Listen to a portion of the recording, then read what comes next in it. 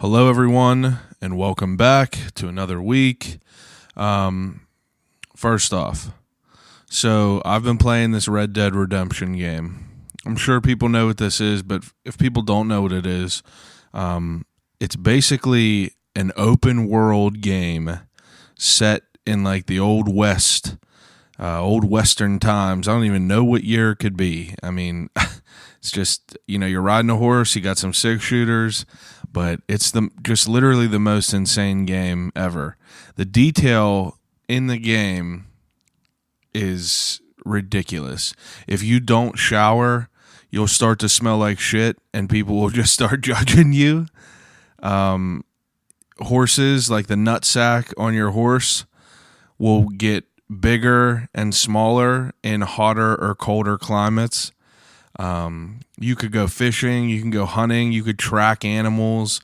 It's just insane. Like, you literally could just spend 8 hours on that game just walking around and looking at shit. And you could just spend 8 hours on that game just hunting. Like, it really is wild. But, I'm not a big video game guy. I don't ever play video games. But, my friends were, like, gassing this game up pretty insanely. Like, they're like, oh my God, I'll never play anything after this probably. Like, and this is before the game came out. So they got it and everyone's like, yeah, it's a pissed game. Like, it's sick. But, I was just like, fuck it, I'll do it. I had a gift card to the exchange and I bought it. And I mean, like, I'm not disappointed. It's insane. It's insane to the point where my wife will sit on the couch and watch me play it because it looks like a movie. You're basically just walking around openly in this world and you could do what you want. If you want to rape and pillage, you could do that. I mean, you can't like literally physically and sexually assault someone. You could definitely physically assault them, but you can't like, rape someone per se. But you could definitely just go shoot him in the fucking head. You could go up and just shoot a horse right in the fucking head. It's hilarious, but it's a fun game. If you don't know anything about it, check it out if you're into video games, I guess. I don't know. Another thing that I wanted to go over. So, if you've listened to this podcast more than once, I guess you guys could gather that I'm like a big fan of The Office. Okay, so I heard that there was this movie coming out with Steve Carell and Holly. I don't know her real name, but she plays Holly in The Office, Steve Carell's Boo thing. But, I heard there was going to be a movie with, Steve Carell and Holly from The Office. So I'm obviously in regardless of what the story is. Then I find out the plot of the story is Steve Carell's son is a crazy drug addict, I guess. And I was like, all right, sign me up. Like, I'm into that shit. I mean, I'm not into like being a drug addict, but I like reading and watching it. Like, I like that chaotic type of movie. Like that movie 13. Remember that movie 13 about them two young girls that were like supposed to be, I guess 12 and 13, but they're out like doing crazy drugs and just like banging dudes and like, you're just like, Jesus. And you watch that back in the day and you're just like, holy shit. But, I like kids and all that weird controversial shit. But this movie, I took my mom to see it. We decided to go see it. And honestly, it was just the most fucking depressing movie I've ever seen. It was just like, Jesus. And I mean, I guess that's just like a taste of what it's really like to have someone in your family that's on drugs or whatever. But, it was just depressing for me. It was just like watching, Holly and Michael Scott from The Office grow, like what happens after The Office, like, grow up and have a kid and he turns out to be a misguided drug addict and, just pretty depressing. But, if you want to watch it, go see it. Beautiful boy. All right. So the main reason we're all here, episode 45 of I'll Call You Right Back podcast. I sit down with a very special guest, my cousin, Dacey Haughwout. Okay, so Dacey I've known him my entire life, and he was someone I looked up to very much growing up. Like, I hung out with him a good bit. We weren't too far in age, but he was still old enough to like be involved with all the cool shit. And I definitely looked up to him. I spent a lot of time with him in Boy Scouts and shit. But he's always been such an incredible person. Like, good at art, good at swimming, good at guitar. Just like very, very like just very good at anything. Just and honestly, the sweetest person ever.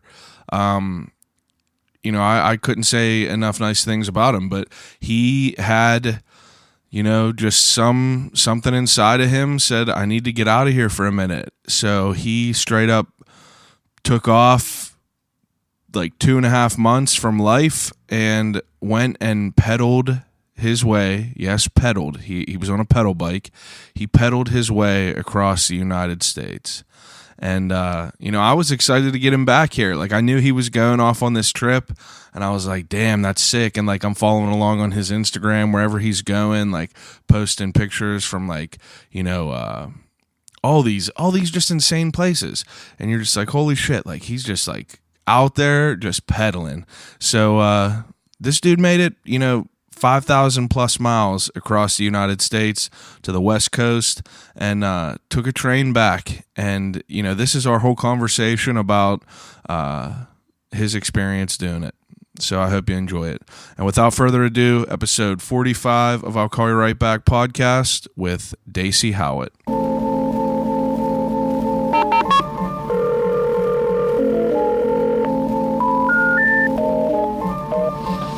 Telephone. Hello?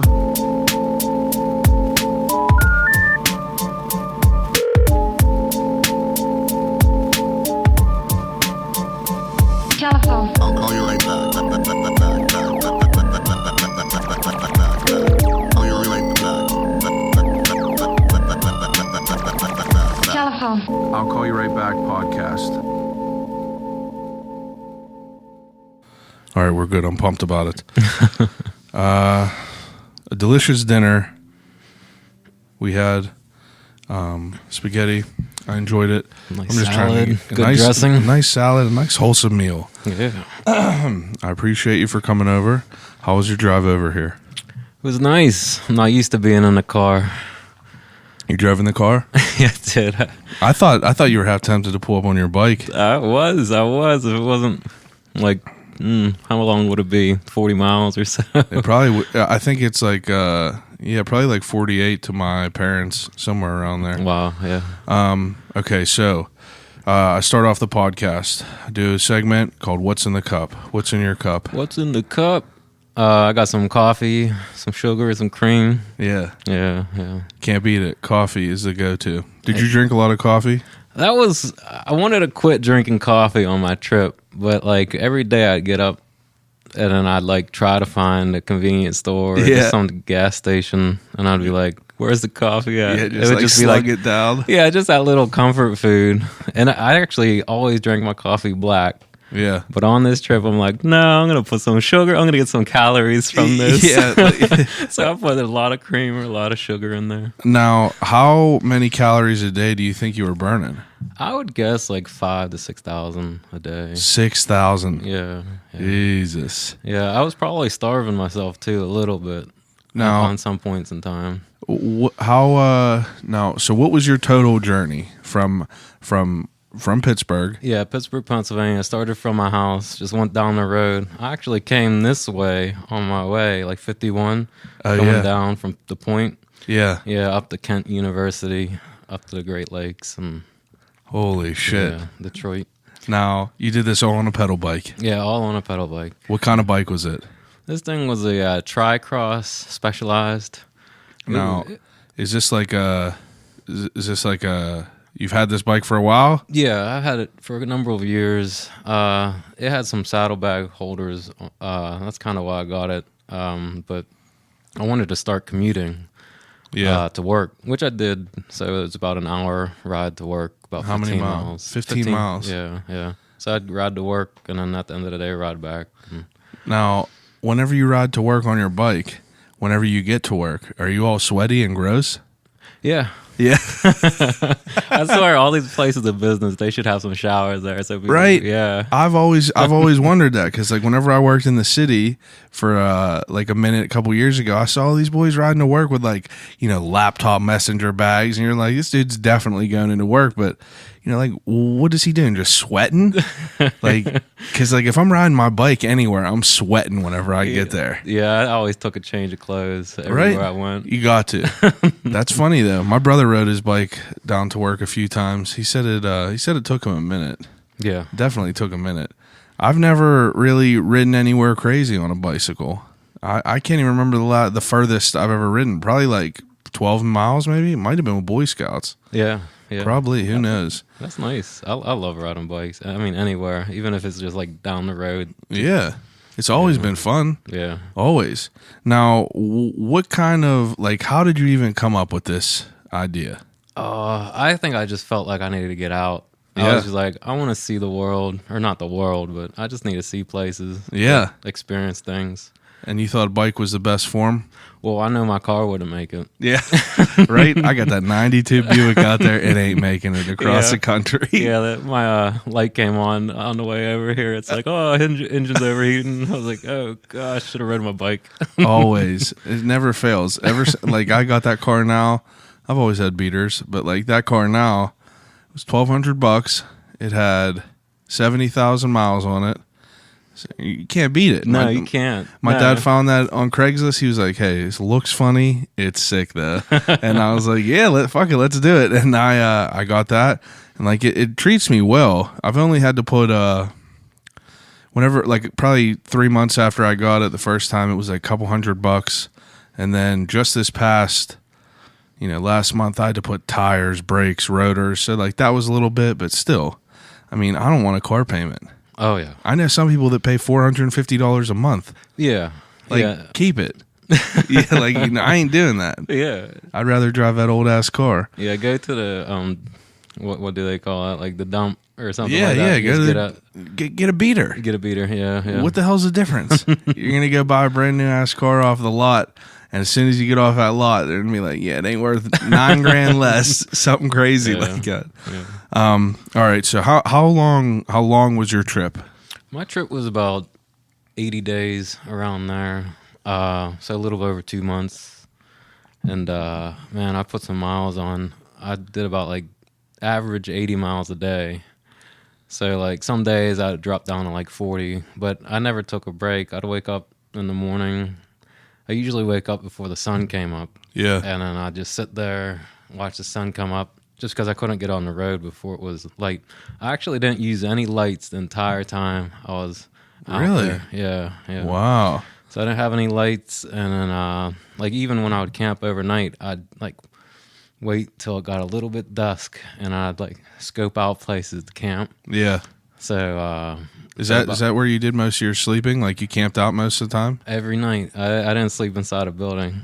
That's fucking sick. Yeah, you're wild. Yeah, That's I awesome. was doing it like guerrilla style. Just where I would like go off of the side of the road. Yeah. And Find a flat spot. Find a little secluded area where I could set up my tent. And Is that what you had a tent? Yeah, I had a tent. Mhm. Yeah, that's what's up. Now, generally, was it good? Did you have good sleep? Every night. Yeah, I mean, Every like, night I sleep. I just like lay down. So we'll set up my tent, lay down. Well, actually, I'll watch the sunset, and then lay down, fall asleep, and then I just wake up right before the sun came up every morning. sleep like you're dead after riding all them miles. Yeah. Now, you planned before you went out on this trip. Did you plan it out? I had 4 places I wanted to go. That's it. Yeah. So I was like, all right, I want to hit these 4 places. They were like mainly universities. And I'm like looking to go for my MFA in ceramics. So What's I was like, MFA? Master's in Fine Arts. Oh, okay. In ceramics. But I was like, well, I'll check out all these colleges and see where I might want to go. Yeah.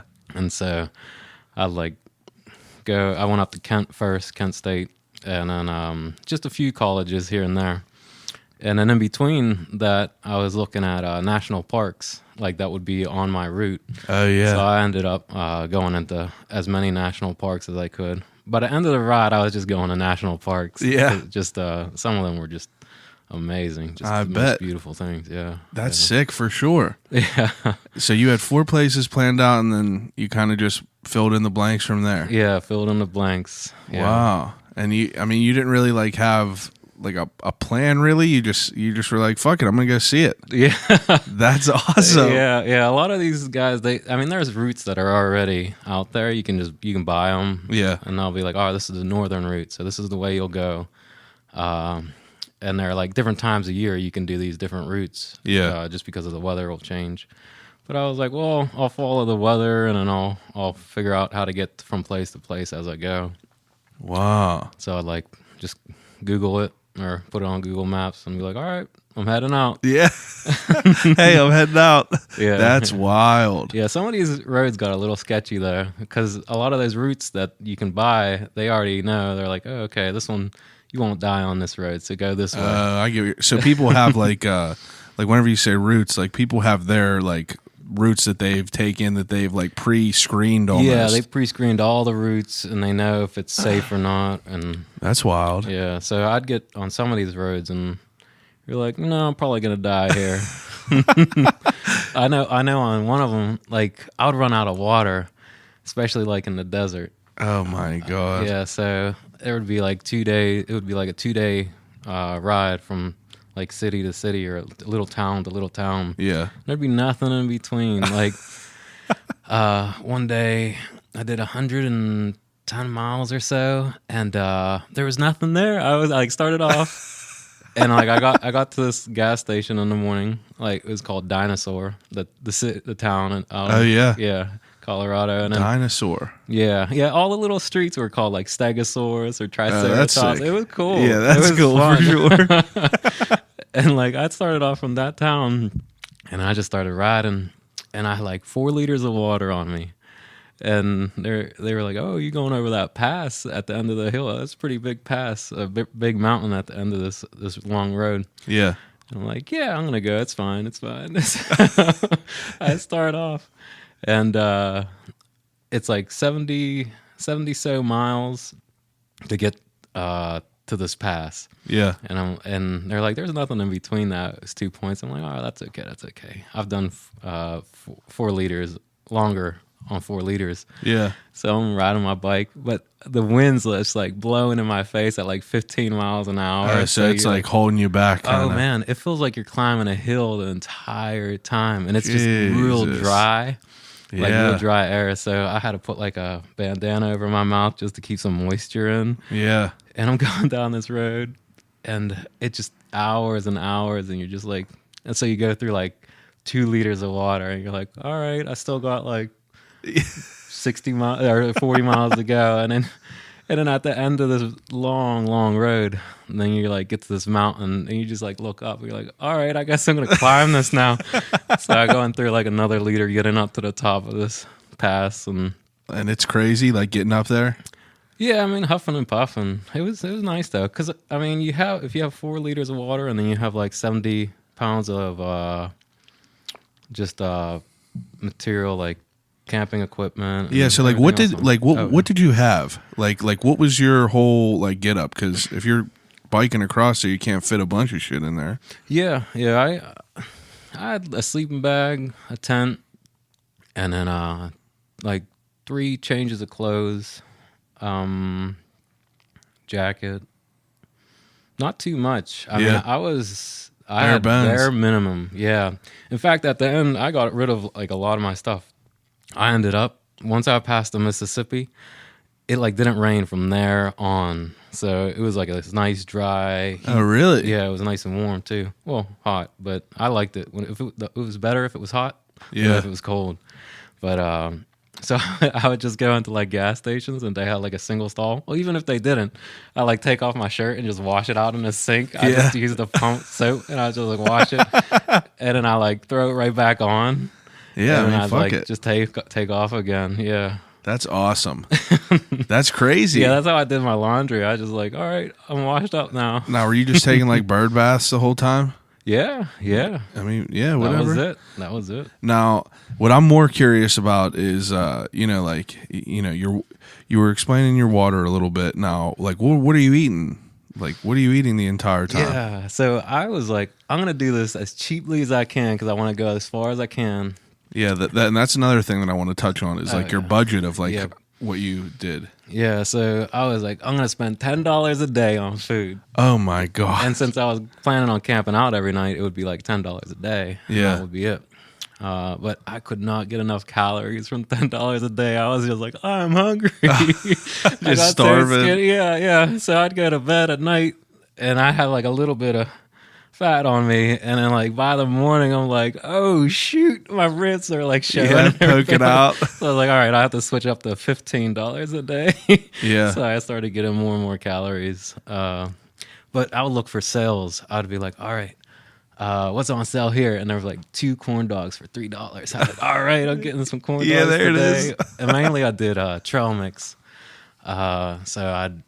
Trail mix was like $3 for like 1,400 calories. Yeah. And I could always store it in my bags and I wouldn't have to worry about it. Like if it got cold or if it like it wasn't like super perishable. Yeah, no perishable foods. Yeah. So I didn't even have like cooking equipment on my bike. Oh, you didn't? No, I just ate everything cold or wow. And grocery stores were nice because they would have on sale items. Yeah. That were like a little bit over the date. And I'm like, oh. Yeah, I'll take all that. I'll grab all that. Yeah, and then like candy bars. I'd have like a stack of candy bars, especially if they were on sale. That is the best. Candy bar after candy bar. Like I'd like be feeling because some days I would be riding my bike and I'd start getting lightheaded. I'm like, what's going on? It was just I had no blood sugar. Yeah, it was just, and so I was like, oh, I better sit here and eat. So I just like crammed down to like 2,000 calories, and then like an hour later, I'd be, I got some energy back. Like Mega Man, like do. Yeah. That's funny. Yeah. Wow, that's pretty intense. That's sick. You didn't have no cooking gear. Yeah, I think that's the way to go. It lightens up the load a lot. Yeah, for sure. A lot of these guys that I met there, like a lot of them were from Europe that were doing these longer treks. They'd have cooking equipment, and they'd do about like 40 miles a day. So they'd like stop, relax, talk to people. I probably only talked to 40 people my entire way, and that was like, "Hi, how you doing?" Yeah, and then like, and just I just left. Like, wow. So it was very, just like, it was peaceful because I didn't think about anything other than like staying alive. Yeah, like, do I have enough water? Bikes. Do I have food? Can I find a canvas spot that I'm like secluded? Yeah. Were you building fires every night? No, I never built a fire. That's what I was going to say. Especially out west. Man, there were so many wildfires. Oh, yeah. I didn't even think about that. Especially now. I just came from just got back from California, and now it's like ablaze. Yeah, insane over there. You see so many people like posting pictures and shit of like all the smoke and shit out there from it. Mm-hmm. That's definitely insane. When I was going through Utah, I went through Salt Lake City going south. And I got like close to Provo, and I was like, is it really always this polluted? And they were like, no, there's like 100,000 acres on fire like down the road. I was like, oh, okay. Oh, okay. Thanks for letting me know that. But I mean, it was just, you couldn't even see the city from like a mountaintop. Yeah, it's terrible. It really is. And then I was going to go down this highway, and that's exactly where the fire was. They were like, oh, yeah, the fire just jumped that highway. I was like, well, I guess I'm not going to go that way. Change of plans. Yeah, change of plans. I was like, Google, you led me wrong. Yeah, right into the fire. Yeah, it really did. It was like, no, go this way. I'm sure of it. That's crazy. It is a shame out there. It's wild how quick shit picks up and how fast it spreads. Oh, yeah, it gets fast. Yeah. So before this whole trip that you planned out, like did you do a lot of like prep work? Like, did you prepare as far as like getting your body ready? Oh yeah. No. He said, "Oh yeah, no." No, I didn't. What I did was, my family, they were like, "Oh, don't just go cross country. Just don't." I was like, "Well, all right." So they were like, "Go down to Washington D.C. first," because I was planning on doing that at some point anyhow. Yeah. How long's that ride? That ride's like 300 and something miles to get down to Washington from Pittsburgh. They have that nice trail, the Greater Yeah. Allegheny Passage or Gap Trail, and then it turns into the C&O towpath. Now, And how that's- long did it take you to get down there? That one was like 4 days. That's not too bad. No, it wasn't bad at all. I was trying to do like 100 miles a day or so. And then, so I went down to Washington, like stayed a couple days, went to the museums. They're Yeah. all free down there. It's real nice. Oh, really? Oh, yeah. That's I awesome. just rode my bike around Washington, D.C. for a couple days. And you camped down there too? Well, that was the reason why I camped every night on this cross-country trip. Because I would camp every night on the trail, but once I got to Washington, I was like, oh, I'll go ahead, book a hotel and like relax and take. It was like $100 and something, $150, $200. Insane. And I was like, this is crazy. Yeah. I mean, $100, I could spend like another 5 days riding my bike. Yeah, for sure. Yeah. Plus, what are you going to do? You're going to literally go in there, take a shower, take a shit, and then go to sleep, and then wake up and do the same thing? Yeah, wake up and leave. Yeah, Yeah, exactly. it's like, why even do it? Why even do it? That was the main reason why I never slept in a hotel. I was like, how many days could I be on the road just riding my bike to where? That's some gnarly shit. That's so sick. Now, as far as I mean, I have to ask about it, but like, what about whenever you had to like, go to the bathroom go and to the stuff? bathroom. Yeah. Surprisingly, I only had to go to bath. Sometimes in the morning, you're like, oh, Yeah. this is not. I can't make it. Can't I avoid make it. Yeah, so I like dig a hole. Okay. Yeah. I had toilet paper on me. I had this little shovel on me. Yeah. I mean, like, you got to make it work. Yeah, dig a little hole and yep. Yeah. You got to do what you got to do. And then you just during the day as you're riding down the bike, you just like stop and then it's like lean over to the side. I don't even get off my bike anymore. I was just like, all right, let's and then just keep on going. That's yeah. hilarious. Yeah. So, like, your thoughts. What day did you leave? August 2nd, I think. Now, what's your thought process of this? Like, the day beforehand, you're like, all right, well, tomorrow's the day. Yeah, I don't know. I didn't really think about it. Yeah, you were just ready to do it. Yeah, I was just ready to go. I was like, well, I'll just go and then see what happens. It was never even a thought. Like every day, it was just about like forgetting about everything and Yeah, and going just out pedaling. disconnected. Like, yep. So I just had like a goal. It was just like, all right, I'm getting here. And that's it. Like, I don't know how many days it's going to take me. I don't know what road I'm going to go on. But I'm gonna get there. I'm going to get there. And that's all I thought about. And I just pedal.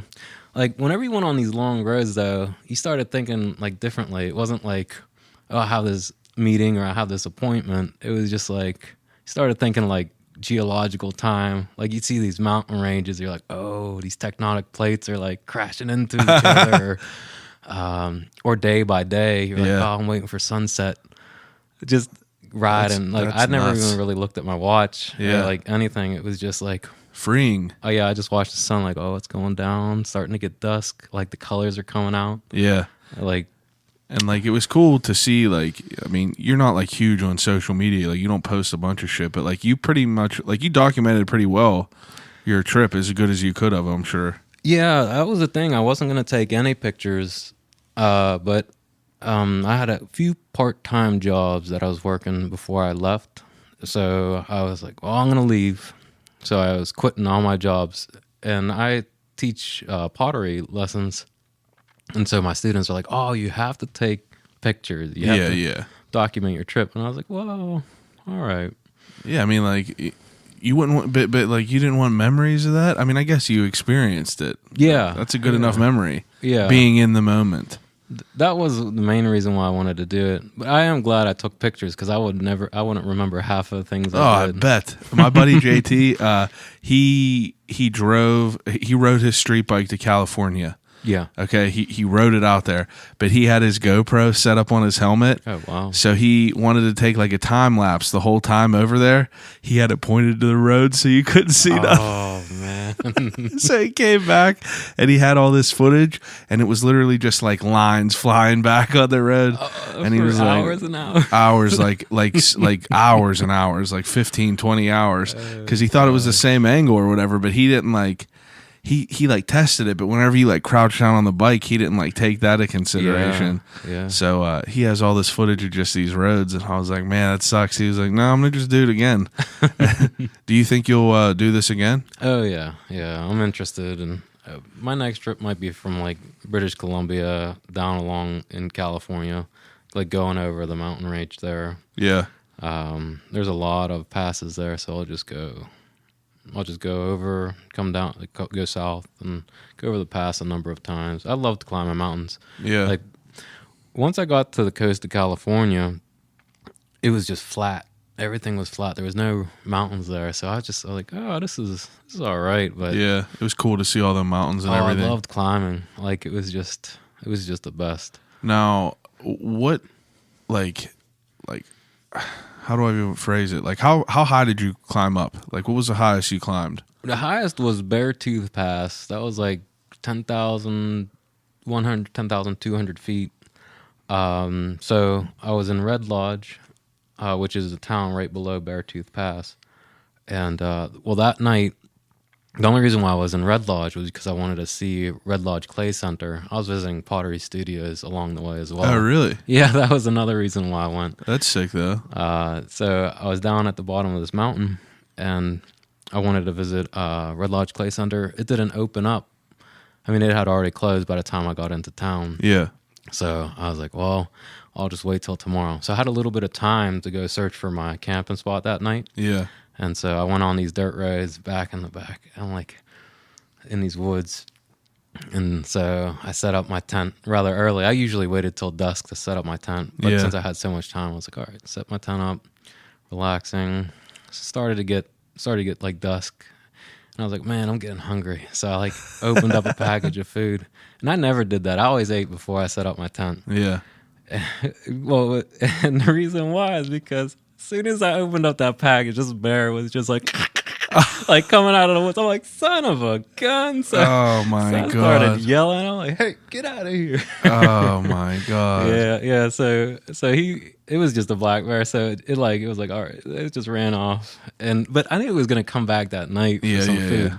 So I packed up all my stuff. But by the time I packed up all my stuff again, it was pitch black. And I had gone out like miles on these dirt roads. Yeah. So I had this blue strobe light, like red and blue strobe light on the back of my bike. Yeah. And I just turned it to the blue setting, so it cast all these eerie shadows over these roads. Like I could hardly see. Oh my God. And I'm like carrying my bike out of the woods, get to this dirt road. My GPS wasn't working, so I was like, well, maybe I'll go left. Oh no, maybe I'll go right. So I went like so many yards down left. I'm like, no, maybe it's the other way. Yeah. And every like break of a twig, I'm like, oh, that's a bear. That's a bear. Just running out to you like the Revenant. So eventually I was like, if I go long enough in one direction, I'll find myself out to the main road. Wow. So I went back into town and slept behind the back of a building. And in the morning, I went to that little pottery store. Yeah. And then that day I started the ascent to Beartooth Pass. How many hours did that take? It took me a while. It was like 4 or 5 hours. Jeez. It was just climbing. 4 Now, hours of climbing. you can do it in 2 if Yeah. you were pedaling pretty quick. Now, would you go up like steady the whole time, or would you have to like get off and like, take a break and then go back up? And That's what was nice about these big mountains. They always made them for like RVs and stuff, or not. Yeah, RVs. So it's like they had long, rather than they had just these long switchbacks that you could go on. Okay, yeah. So I just sat there, put it in like the lowest gear, and just like relax and pedal. Cruised. Oh yeah. That's definitely awesome. Yeah. Now, did you notice like the altitude like messing with you at all whenever you were getting into like higher altitudes as far as like breathing, or were you adapted to it by then? Yeah, I never noticed that. Like I went over a bunch of passes close. 8,000, 10,000 feet. Yeah. But I never noticed it affecting my breath. I mean, the landscape changed. Like I would be in the desert going along, and then I was making it up to north rim of the Grand Canyon. And it's like on top of this mountain around 8,000 feet. Yeah. So I was in Zion National Park and rode like a couple days over to the Grand Canyon, started climbing this mountain. And I was on these dirt roads getting up to the top. So it was like this little shrubbery, like desert, little shrubs, and then these started getting bigger and bigger, and then all of a sudden you're in like this pine forest where you can't even see. Really? Yeah, like this beautiful huge pine forest, and it's like some Narnia shit. yeah, it was amazing, and it was just because like that mountain, it would push up this air from the valley. Yeah, it like make it cool, so then all the water that was in the air, it would condense in a rain, so it would always get more water really? than the rest of the desert around it. Yeah, that's wild as hell. so it started to get colder. I get up to the top, it starts raining, and then it starts hailing, and I'm like, oh man, it's starting to get cold. And then I found this watchtower, so I'm gonna go climb this watchtower. And I ride over to the watchtower, and there was a little house by it. So this guy comes out. He's like, "Hey, you better be careful. There's that hurricane was in the Gulf of Mexico, so it was pushing a lot of water up, up to the Grand Canyon." He's like, and then also there was El Nino, so it was forcing all that cold air from Canada. That what do they call it? That Arctic. I ain't even going to pretend like I know. I don't remember either. But all I know is he's like, sometimes it's just like, it'll be like 7 feet of snow up here. He's like, I got my stuff ready to go. And I was like, oh, that is insane. Yeah, so I was like, well, maybe I should get off of this mountain, because I started getting wet and cold. Yeah. And so I climbed the watchtower and looked around, and it's just cloud bank after cloud bank. And then so I climbed back down, was going to the visitor center of the Grand Canyon, and started snowing. And I'm like, man, oh man. And yeah, that's rough. yeah, so I was like, well, maybe if I make it to the visitor center, because there's a campground there, I'll be okay. So I went out to the main highway. That whole time I'm like back in the woods, starting to snow. And I get out to the main highway, go to a gas station. I'm like, how far is it to the north Rim Visitor Center? They're like 32 miles. I'm like, oh, okay, that's close. That's not bad at all. So I got out of the parking lot, like made a right, started going down this hill. I'm like, I'm going down this hill a little bit too far. It turned out I went the wrong direction. God. My phone was dead at that point. It actually broke. I like lost all my photos, lost everything. I couldn't navigate at all, so I'm just going like by my maps. Oh my God. Yeah, so and it's just snowing like crazy. There's only one road to get up to the North Rim, one main road. I got down into this little town, and there was a campground there.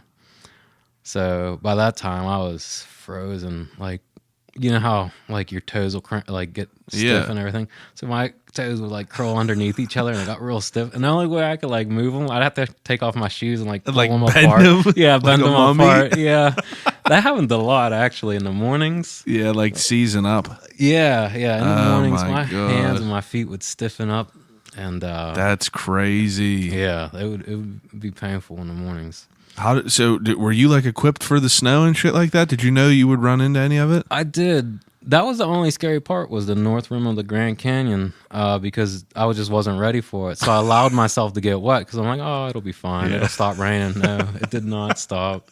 It just turned from rain to hail to snow, and it like snowed like 3 inches by the time I found that camping spot. Holy shit. And I was like, man, I hope it melted by the morning. So I'm like, I'm getting out here. I just like flew off of this mountain. I was like, I put as much distance from this mountain as I could. I went about 120 miles that next day trying to get to warmer weather. The clouds were just chasing me. That is nuts. Yeah. That's crazy that there's such a drastic change from like, climates. Yeah, just in an altitude change. Yeah. Definitely wild. Completely different. The altitude was wild whenever we went to Colorado, because like, we were, I want to say we were like 12,000 up. I found this random ass cabin on top of this mountain. Like, I tried to find the most secluded, cool place to go. And there's this place called Echo Lake right next to it. And it's like this lake on top of a mountain. So you drive up there, up this crazy ass mountain with all these switchbacks, and then like you get out, and we hiked around this lake, and like I'm sitting there like breathing like Just like Jesus, like, and you see like people like carrying like 60-pound packs, and I'm like, holy shit. But yeah, we definitely felt it for sure. So I mean, like, you're probably just way more. I mean, you're just way more conditioned. You're probably just pedaling the whole time. Yeah, I didn't think about it. I was like, well, I'm short of breath anyhow. Yeah, it might. right. It might. I was confused. Did you see a lot of wildlife? Oh yeah, bears and a lot of antelope. So through Wyoming, there'd be open roads, and I just follow Google, and Google is like the worst way to plan. So it would take you to these places where there was less traffic, and what that meant was dirt roads in the middle of nowhere. Right? They do that now. They'll have you go into a back ass road with your car, and you're like, "This ain't a road." Yeah, it's not a road. Yeah, exactly. This ain't a road. It's a little goat path. It got me into trouble a couple times. And through Wyoming, that day I did like 70 miles. I did not see. I saw one car pass me. And that was it. One car the entire time. How many hours a day were you biking? I would do 12-hour days. Oh yeah. Some days I would. Holy shit! One car and a long ass time like that. Yeah, that is wild. So I would get to this road and it would say open range, and you go across this little bridge with the slats, and then in front of you there would be just cows like walking across this road, or I mean, and it would just be miles and miles of just nothing except for fields, but it was beautiful. I mean, just being in complete silence for like days on end. Yeah, right. Probably like super peaceful. So like, whenever you would camp, I'm sure that you were just like dead immediately, where you're just like sleeping and getting up. You didn't have any books or anything like that? No, I didn't even use a flashlight at night. What? No. I didn't use any lights the entire time. I thought you meant just like while you were riding your bike. No, the entire time I had no flash. I mean, I could have used my phone, I guess, as a flashlight. You didn't even bring one. Did you have any weapons? I had a knife, but a little pocket knife. Yeah, just a little pocket knife. Thing. Yeah. That bear's gonna be like, "What you got with that? What you gonna do?" Yeah, no, I didn't have. Oh, so once I saw that bear and I went over Beartooth Pass, I was dropping down into Yellowstone. Yeah, and there's signs everywhere. Watch out for grizzly bears. Grizzly bear area. So like, oh man. So I slept out that night, and since I was at elevation, it actually froze all the sweat to the inside of my bivvy. So I like turned my bivvy, this little bivvy sack, inside out, and I'd get like ice chunks off of it. I was like, oh, that was a hard night, especially getting out of there in the morning. Like your hands would be stiff. But so that next day, I finally got into town again after like a day or two, and bought a can of bear spray. So I carried bear spray on me from that point on. But, fuck that! Yeah. I would be terrified. Was your bike holding up pretty well? That was yeah. So where'd you find this ride at? The bike? Yeah, the bicycle. I bought it off of my friend, John Cotter. Oh, okay. Yeah. I bought it off of And they treated you well. Yeah, I was surprised. It was not made for going across the country. I was surprised. yeah. Every day it lasted was a day I loved it more and more. I was like, oh, this bike. Every day I was like, oh, this is a good bike. Yeah, this is built well. Yeah. I saw that you posted a picture the other day of your brake pads. Yeah. Now I don't know why, but I mean, this is just some like. I've ridden a bike 100 times, but I guess I never even thought about the brake pads on a bike.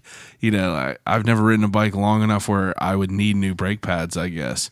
But you went all the way down to like the metal on yours. Yeah. So these brake pads, for like the 300, 400 miles, I didn't have hardly any brakes. It was like metal on metal, just making the worst noises. And I was going up over these mountains and because you can't find these brake pads everywhere. Oh, I bet. so I was going for a long way, just metal on metal, trying to stop. You found them though? Yeah, I finally found them and switched them out. Yeah, but I guess I should have had an extra pair on me before next time. yeah. Everything I was like, oh, next time I go, Did you have like a notebook Regardless. or anything like that? Were you like taking notes or anything? I got a couple of notes. Yeah. Yeah. I mean, Nothing like you weren't keeping a journal or nothing like no, that. not a journal. Not a journal. Just Mainly, in I was the just moment. writing down the cities that I went to and like the mileage. So I'd be like, all right, this, and then You said 110 was your most you did in one day? 120 was the most I did in one day. And how many hours? 12 hours Probably around a there. 12-hour day. Yeah. Jeez. Yeah. That's crazy. And it was mainly those days where there was just nothing. Yeah. Like you start from a city and just go down this road, and you couldn't even see the end of the road. Like the mountain would just like, or there, it just like disappeared the off scene into the in distance. Dumb and Dumber whenever he's walking down there and you see that van just going over the hills. Yeah. Oh yeah. Lots of scenes like that. That's hilarious. You'd watch the sunset over the just over the horizon, just down below the roadside, and you're like, well, I guess I got to pull off and find a camping spot. Jeez, that is wild as hell. Do you have a favorite place that you went? No, not really. No? I mean, it was just beautiful. Every single day was just like, Yeah. it was something different. You had decent weather the whole time, though? Yeah. Decent weather. Before it would probably be in Iowa, I guess. Would be Iowa. I'm not sure. But I was going down this trail, and the rain started, and it started going sideways. And I just sat underneath like this dense tree foliage, and I was just waiting there and waiting. And once it started to let up, rode my bike again, got into town, and there was just trees falling over and like houses. Holy shit. So I thought there might have been like a tornado touchdown right in front of, right before I got there. I was probably 20 miles away from it. I can just picture you like riding around just like looking all crazy, just like, what is going on? Yeah. So there was another picture that I seen you posted somewhat, I think it was like towards the first bit of your trip. Was there people that invited you to like ride in like some sort of like ride? Well, while I was riding, all these guys with the bicycles on the back of their car were passing me. And the one guy pulls over. He's like, "Oh, you going to the 240 race?" I was like, "No," because they were gonna do 240 miles in 24 hours across. What was it? Minnesota? Yeah. On gravel. Jeez. So they were like, well, come to the starting line at least, and we're going to start tonight. So I was like, all right. So I plugged it in Google, and I rode over to where they were starting, like Gary, Indiana. Yeah. Is it Gary? Oh, Gary was the city. And they were going to start from there and go all the way to St. Paul that day. And they started off at 12 o'clock at night, and they would go until like 12 o'clock the next day. So just ride us. And it would be 240-mile ride. And that was all on gravel. And I did some gravel roads, and man, it takes away so much energy. I bet. Because your tires slipping. And, Yeah, it's probably like running on sand. Like running on a beach. Yeah. So these guys that were doing it, I'm like, ooh, you got. Yeah, you have got fun a with while to that. go. Yeah. I'm going to go 5,000 across the country. Yeah, I'd rather go 5,000 Yeah. across the country than race 240 across gravel. Jeez. Even though I did do a lot of dirt roads and things like that. I bet. So coming out of what was that? The Badlands. Yeah. There's like a couple ways to get out of the Badlands. You can either go up to like the Wall store, or which is just like where everybody goes, or you could go over to this little town called Scenic. Yeah. It's like, all right, I'm gonna go out towards Scenic because I want to see these buffalo, and because they have like a that's little probably area wild. yeah, so went out.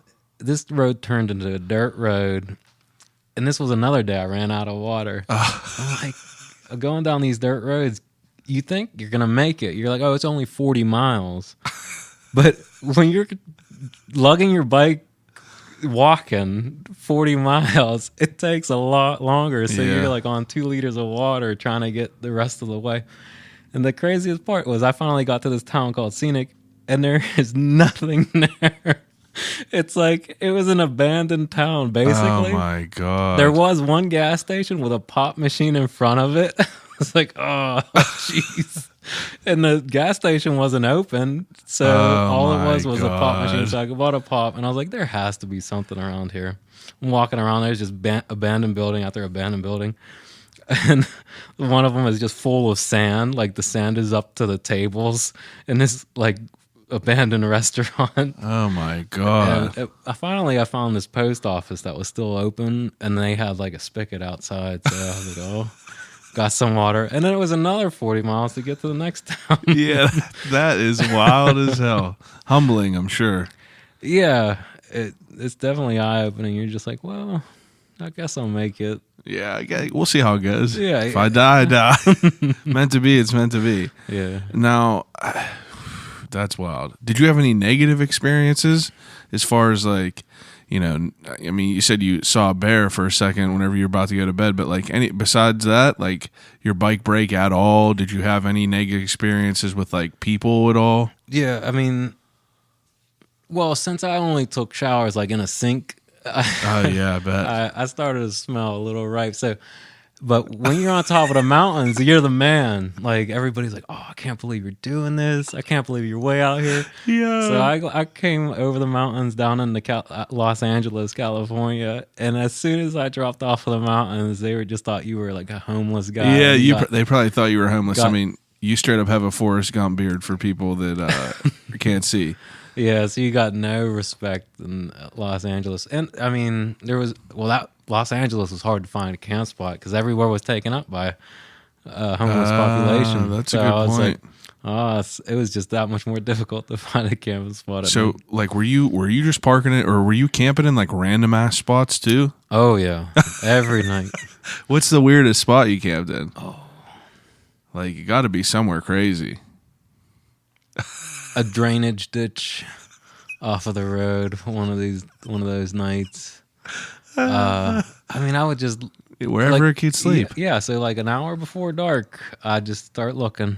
Yeah, whatever. Mm-hmm. Did you take any now did you splurge at all where like one day you were like, all right, I'm going to get a good meal? Accidentally. How do you do it accidentally? Accidentally. I would plug in my phone every time I stopped for a little bit of time. And there was one time where my phone was about dead, so I was like, I just stopped off at this restaurant and I was going to look at their menu. I plugged in my phone before I was going to go into the restaurant. Yeah. And so I plugged in my phone, and this waitress comes out real quick and gives me the menu. I'm like, and she's like, here. And I had already plugged in my phone, so I was like, oh, now I have to buy something. And I look at their menu. There was a nice meal. I got a nice meal out of it, though. What'd you eat? What was it? Roast beef. And, there you go. Yeah, it was nice and substantial. Yeah. You probably felt warm as hell that night. That's awesome, though. Yeah. Definitely crazy. So you took 80 days to get from here, and where did you end up again?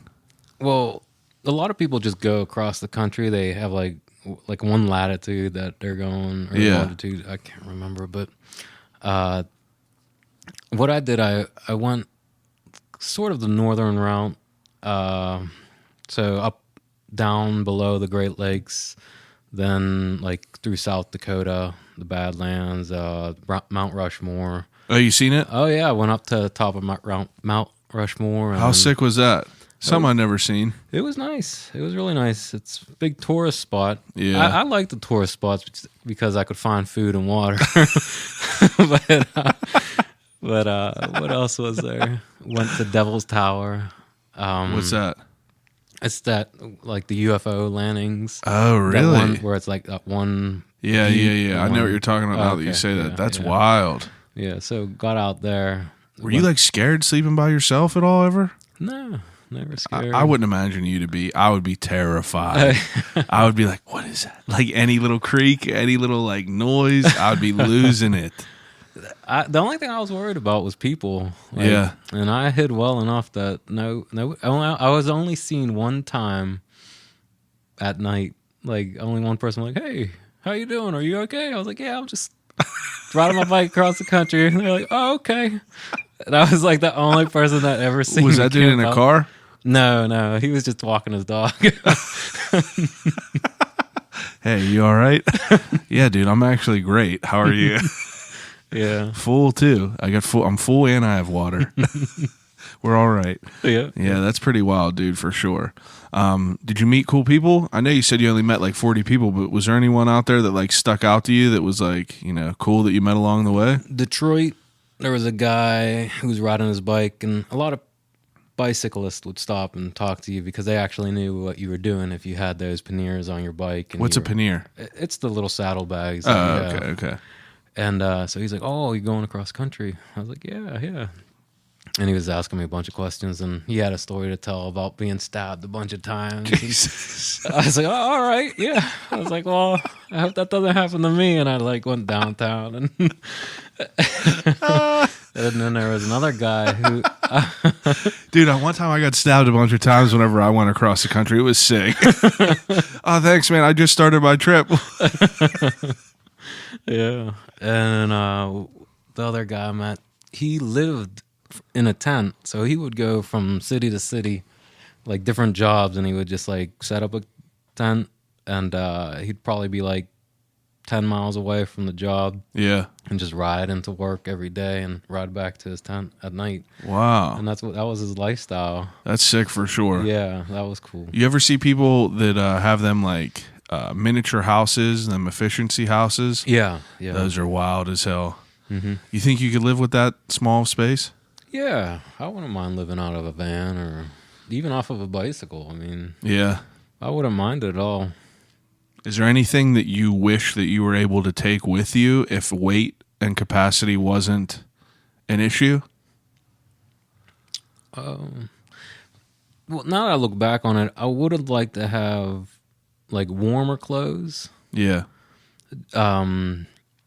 Just because some of those days you just weren't ready for it. You're like, oh, because it was such a dramatic change. Like, you'd be warm, happy, and then all of a sudden, like, it turned to below zero, or not below zero, but below freezing. Well, even whenever like I went last year, I went to a camping trip. I can't remember when it was, but we went to the Susquehannock Forest up by Cook's Forest, and it was hot as shit throughout the day while we were hiking. Like, it was disgusting hot. Gnats flying around. And then at night, it was literally the coldest I've ever been in my entire life. Yeah. Because the sleeping bag I had, I looked at the weather and they were like, 68 is going to be like the high, like, or 78 is going to be the high. Like, it'll be like 40 something at night, maybe. So I was like, 78, like, we'll be good. It won't be that bad. So I took my sleeping bag that I had from Boy Scouts from like middle school that did not zipper up all the way. It was like a mummy bag. And I'm sleeping in a hammock. Like, I have one of them hammocks with like a rain fly that goes over it because I don't roll with a tent. And I woke up in the middle of the night and it was literally the coldest I've ever been in my entire life. Oh. Like, I felt like I swear I felt my body shutting down. And I just was like, I would sit there and I would like try to force myself to go to sleep, and I'd wake up and it would be like 15 minutes past, and I'd be like, and then I'd force myself to sleep again, and it'd be like an hour 45 past. I'd be like, oh yeah. And I'd fall asleep again, 5 minutes, and you're like, shit. But the cold, I'm not good at the cold at night. No. It just is. It ruins it. It's just like you're just sitting there. Like, I wake up in the middle of the night, even whenever we would camp, whenever we were younger.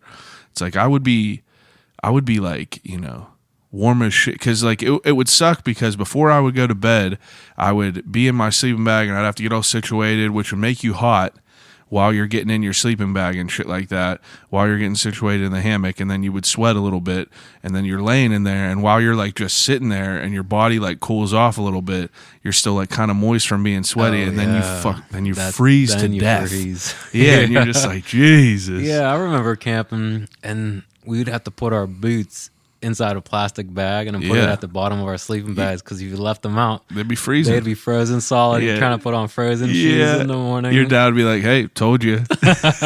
He'd be like, told you ain't never going to forget it again. Those were the best times ever. Those were fun times. Camping was a good time. Do you think that Boy Scouts factored in to you being able to survive the way that you do? Yeah, because I didn't think about it twice. Like, I was just like, all right, I'll camp out tonight. Camp out every night. Yeah. I didn't even think about it. I think it's so different now because, like, I don't know I don't know like one younger kid personally that's like in Boy Scouts.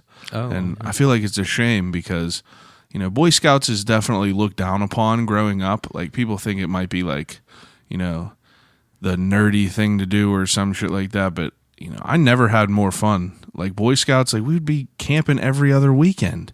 yeah. We literally camped more. Like I was telling my buddies about it the other day. I was like, I don't think you guys understood like how much we went out. Like, Yeah, our troop was crazy. Troop 7, crazy. yeah. Literally every weekend. My parents were just like, yep, go ahead. Yeah. You know, and it was a benefit because like, you know, we're related. So it's just like, you're out. Yeah. We got to do so much cool shit. And like, I feel like that if I wasn't in Boy Scouts, like I probably, you know, wouldn't be that. I feel like that had a good bit in how I turned out in being a man, and how I grow up. Yeah. It's like it teaches you a lot of shit, but it's cool. Like camping is not a thing to me, you know, but some people just think it's like such a big deal. I don't know. The Boy Scout shit is cool though. I tell everyone about it because like, you know, if you meet someone that was in Boy Scouts, like I interviewed a guy that ran a haunted house in Monessen, and he was like, oh yeah, I was in Boy Scouts, I was in Order of the Arrow, and I was like, man, me too. Like, Yeah. it was sick. Like that kind of shit was sick. Yeah. Summer camps. I remember a couple years in a row, my dad would be like, all right, you're going to 3 summer camps. Yeah. So it's like 3 weeks out of your summer. Your summer is Out of already 2 months. So you're Yeah. like, man, come on. Yeah, no choice. Those were the best though. Yeah, those were fun. All right, so your journey, all in all, was a positive. Oh yeah, yeah. I would keep on going.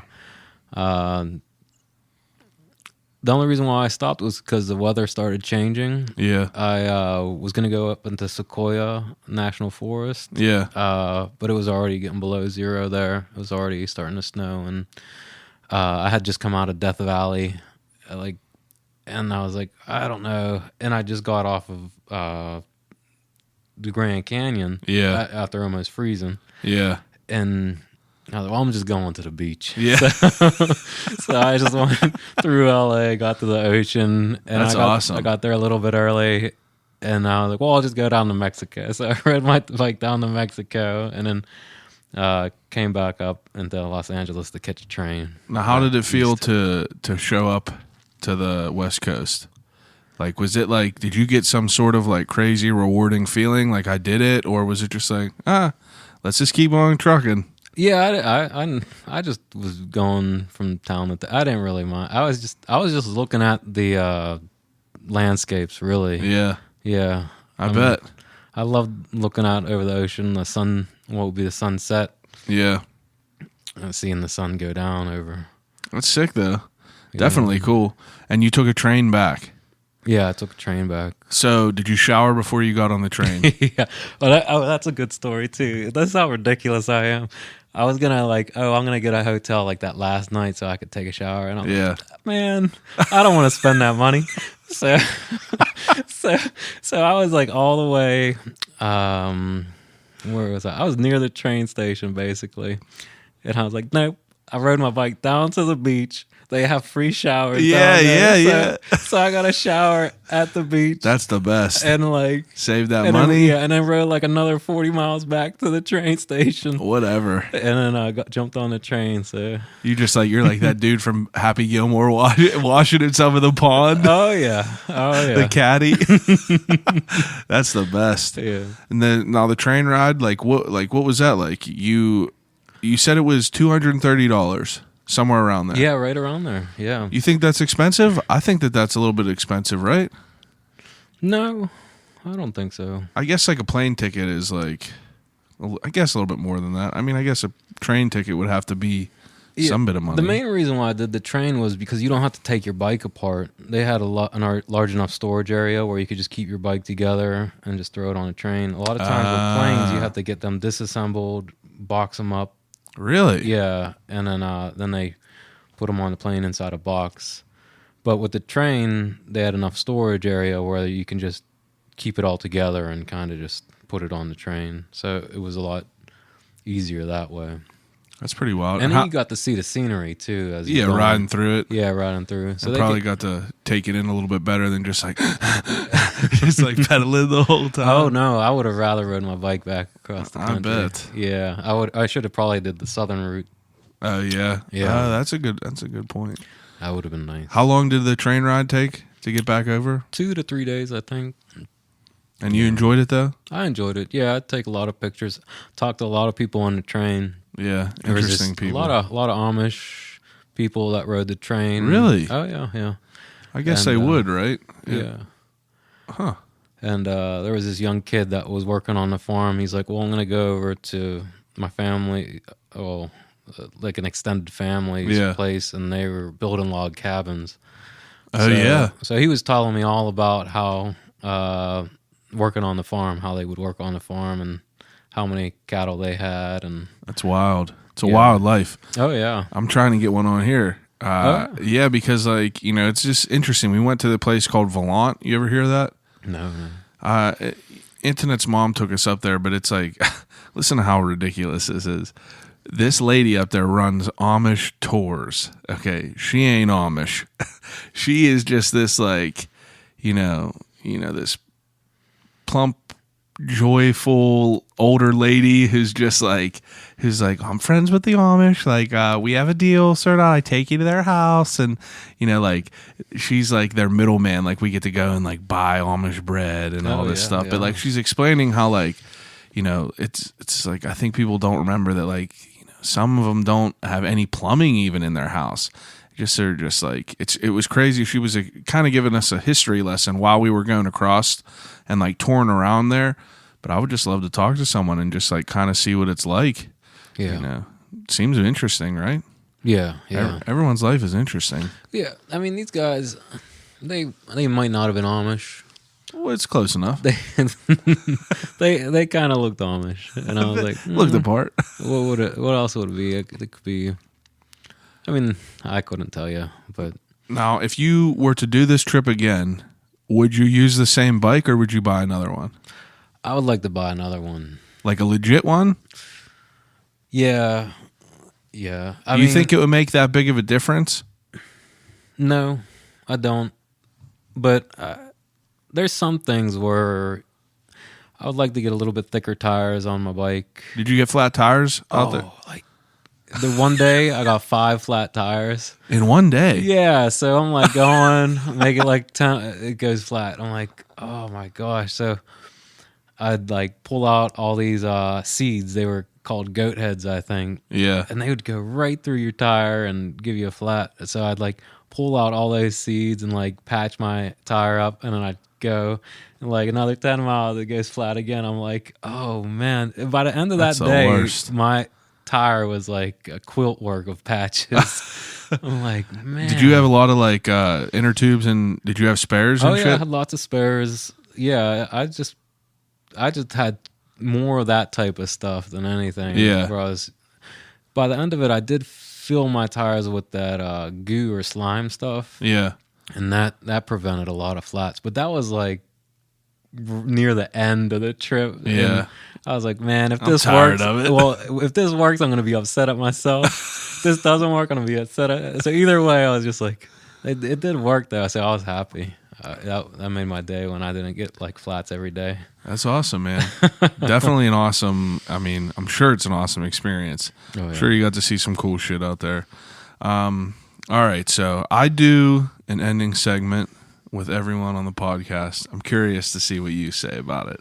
So, do you watch The Office? No. I mean, I have watched it, but... Now, there's an episode where they get locked out, and Jim asks everyone desert island questions just to help pass the time.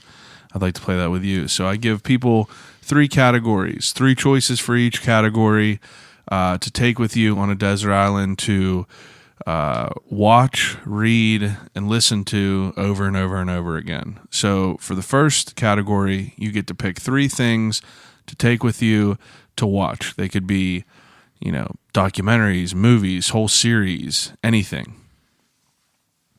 To watch. Yeah. TV. Don't feel pressure. Like, you can take some time to think about it. I'll cut out any downtime. I don't watch much, but I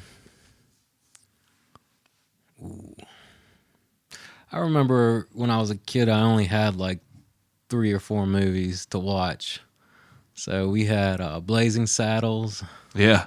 We had Men in Tights. Yep. I remember that. And we had like The Emerald Forest, which was like this strange one. But yeah, so those were the movies that I watched over and over again. I wouldn't mind watching those again. Nostalgic. Yeah. With some or like surf ninjas. Quan Su dudes. Yeah. Quan Su dudes. I literally just said it. Like we watched that movie like how many times? For anyone that's listening to this, there's a movie called Surf Ninjas, and it is Rob Schneider's debut. It also has Leslie Nielsen in it. He plays, what were they, like Polynesian type like people? Yeah, something like that, yeah. But Leslie Nielsen, this old white guy, is like, the czar of these like Polynesian people. And I'll tell you, it's the best movie. It's so good. So if you have time to watch it, just watch it. Quan Su, dudes, Moto Surf. Baba Ram. Yeah, man. Those were so good. All right, so you have Men in Tights, Blazing Saddles, and the Emerald Forest, but Emerald Forest. I don't know if I've ever seen that. That's a strange one. I mean, it's not great. It's a good movie. But I don't know. As soon as you said that, it reminded me of the Dark Crystal. Oh, Dark Crystal. That's a rough movie. Yeah, it's a real weird one. If you think about the Dark Crystal, Labyrinth, all them weird ass movies that like were, I guess, technically meant for kids. Never Ending Story. Oh my! What was God. that? The darkness that was coming. And I don't know, but it was all just like it was all just messed up. Yeah, when the horse dies, that's like your first bit, and you're just like March of Sadness. That's something. death right there, and that's like your first exposure to death, and you're just like, all right, we're all coming here soon enough, and then you're just real depressed. All right, so second category is 3 books to take with you. Yeah, that's a good one too, because I just read the same books over and over again. Anyhow. Oh yeah, I read Battlefield Earth. I read a bunch of times. John Travolta in that movie. Oh, that movie was horrible. The worst movie of all time. I was like, oh, they're going to make a movie out of it. All excited. And we knew it was going to be just as bad. It was horrible. It was so bad. Shout out to John Travolta, Battlefield Earth. Yep. And then I... How many times have you read that? 14, 15 times. Oh, my God. The book is sick, though? No. It's like comfort food. It's like, all right, I'll relax and I'll read a book. Yeah, just the same thing over. Yeah. I started reading this book, City of Man.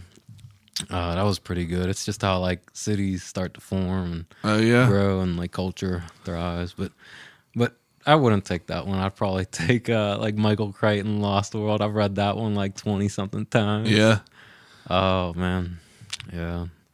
Yeah, some of those books are just like comfort food, where you just read them over and over again just to get that feeling back. Yeah, for sure. And, absolutely. All right, so the third question, and I'm curious to hear what you have to say about this, or the third category is 3 things to take with you to listen to. So it could be greatest hits, CDs, albums, podcasts, whatever. Yeah. I've been listening to like this lo-fi hip-hop or something like that. And it's just like a real chill jazz beat. Oh, yeah? Yeah. It's just constant.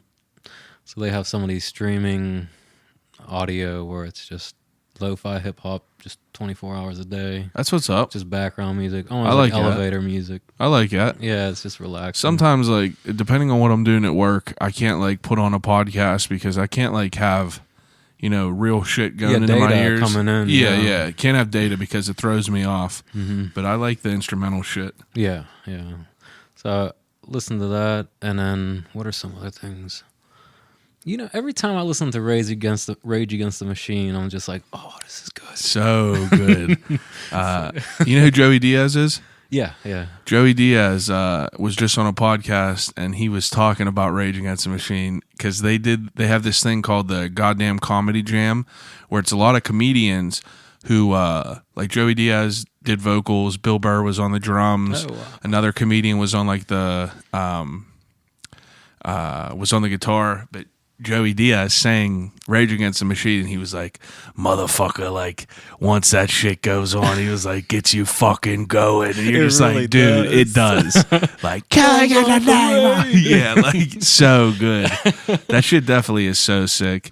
And Joe Rogan was like, what happened to Rage Against the Machine? And I guess that a lot of them are in another band. Street Sweeper Social Club. Street Sweeper Social Club. Yeah, I said that all wrong, but yeah. I don't know if I've ever even heard of that. We went seen them live the one day. They were really good. They were Is it the same like type of sound? yeah, similar, real similar. It's real nice, real good. There's this band called there's this band called Code Orange, okay, and they're from Pittsburgh. They're heavier, but the lyricist is a drummer, but he also does like vocals too. Yeah. Which is nasty, first of all. Like to be able to play drums and do this voice, but it reminds me of like a heavier like Rage Against the Machine. Oh, wow, and yeah. I fuck with it. It's sick. Oh yeah, I'll listen to that. Definitely sick. And these dudes are like blowing up. They're doing music for like WWE people. Oh, wow, but they're just younger kids that do like they're just into jiu-jitsu and like heavy ass music, but they're super sick. Hopefully get them on here that would be nice. soon enough. But okay, so you got Rage. You got the that lo-fi. hip-hop. What would be another one? I don't listen to it anymore, but I always listen to Jack Johnson. I would like put on that Brushfire Fairy Tales. Is that the one I would listen to? That's a good one. And it was just on repeat, and I would like work to it, and I wouldn't think a thing about it. Yeah. But like people around me started going insane. Yeah, it's like turn it off. yeah. So Yeah. I listened to that for a while, but I haven't listened to that in a number of years. That's good stuff though. Yeah, It's definitely good. relaxing. It is annoying though because if you don't choose to listen to that and that just keeps playing, you want to burn the place Oh, down. I would guarantee it. Like at my last job, I sat right outside the kitchen, and that's the only place that had music playing. So I would hear the same songs over and over and over. The new hit from Demi Lovato, and I'm just like, I'm gonna fucking pull Michael Douglas and just like stop in traffic and go nuts. yeah. Okay, so you got 3 there. Second to last question, and this might be a good question since you came off of this huge trip. Death row meal. So you could pick as much food from wherever, as many different places. Oh, I love it. I've never even worried about food. No? No, What do you mean? You like food? You like eating? I just eat to survive. What's your favorite food of all time? You got to have one. Do I have one? Oh man. Oh I mean, I guess I don't either. I just have a lot of food that I like. yeah, I like antipasta salads, Oh, those are good. something like that. I Those like are good. those. Haven't really had that too much, like the linguine with some like pepperoni and cheese in there and That's shit. pretty good. Yeah, some good stuff. That's definitely good stuff. Yeah, I like that kind of stuff. You don't got to eat and shit a lot? No, No. Makes sense. You need to hit up streets on Carson. 12th block East Carson Street. yeah, I need to get down there more often. You only need to go down there for one thing, and it's to eat food. Oh, There's okay. nothing else good down in the south side. It's a depressing place. I even work down there. And I just go to work and then I head home. I don't even walk down the street. That's the same thing, dude. Like I would work and I would just leave. You know, Mm-hmm. people would be like, "Oh, hey, you're getting off work at 9. Come out to the bar." And I'm just like, "Oh yeah, see you there." I'm gonna go home. All right. So the last question, and I ask everyone this is: if you could have a conversation with anyone alive or dead, who would it be and why? Conversation. Oh. Yeah, I like this question. It's interesting to think about. Yeah.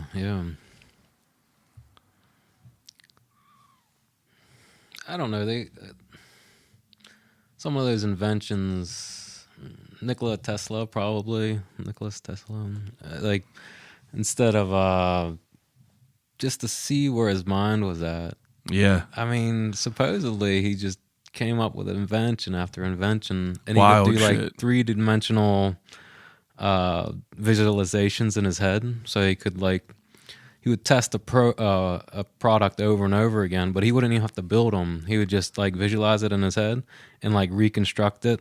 And Holy then, like, shit. So by the time like he figured out, he would just like draw like a schematic of it work, and it would work like automatically. That's a good answer. Yeah. That would be super interesting. We were at bingo, that all-night bingo on Friday, and Allison's friend Kelly, she had like 5 bingo cards, and I looked down and she wasn't daubing them. Oh god. And I was like, Mom, I was like, hey, I think she's behind. I was like, what's happening? She was like, she doesn't use them. I was like, what?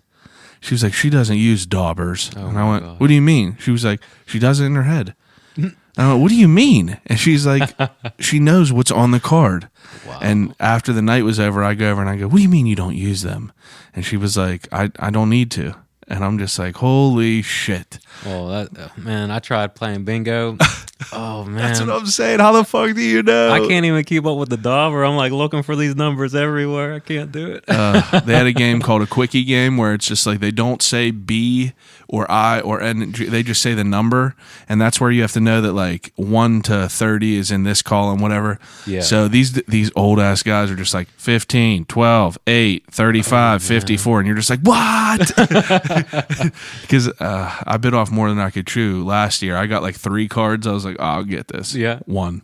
All right. I had these old ladies reaching over the table, stamping my card for me. Yeah, dude, it's wild. The old people are wild. I think that like the super old people that still bingo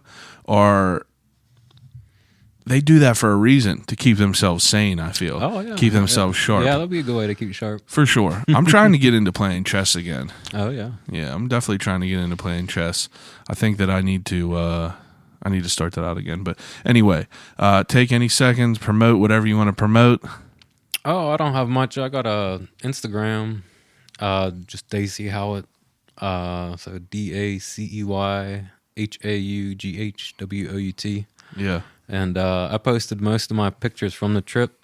So all those national parks, they're mainly like landscape. It's cool though. Yeah, they're beautiful. I mean, It's definitely beautiful. Yeah, it's beautiful. Oh, I miss it already. I bet. When are you thinking about trying to go back out? As soon as I make enough money. Yeah. Yeah, I'm like, Do you have like a total of how much you spent total? no, that's what I have to go through everything. I have to like really get a budget together of like, I'll go through my bank statements and like write down like what I actually spent. But I would guess $2,000 to $3,000. Oh yeah. Yeah, for like 2.5 months of riding my bike across the country. That's awesome though. Yeah, it's not bad. Not bad. Not bad at all. You got to see a lot of shit. Oh yeah. Seen a couple things, been a couple places. All right, man. I appreciate it. Oh yeah, thanks for having me on. That was great. Definitely interesting. Everyone else that's listening, appreciate it as usual. I got shirts and t-shirts on deck in the trunk of the car. I'll pull up to your house and sell you a t-shirt. So hit me up and let me know. I'll call you right back on Instagram at ICYRB Podcast on Twitter. I'll call you right back on Facebook. Hit me up on YouTube. You can find videos on there. Everywhere is just I'll call you right back. Email me. I'll call you right back at Gmail. Tell me what you like. Tell me what you dislike. Let me know if you have someone that you would like me to talk to on here. Call me a piece of shit, whatever you want. I appreciate it though. And call you right back.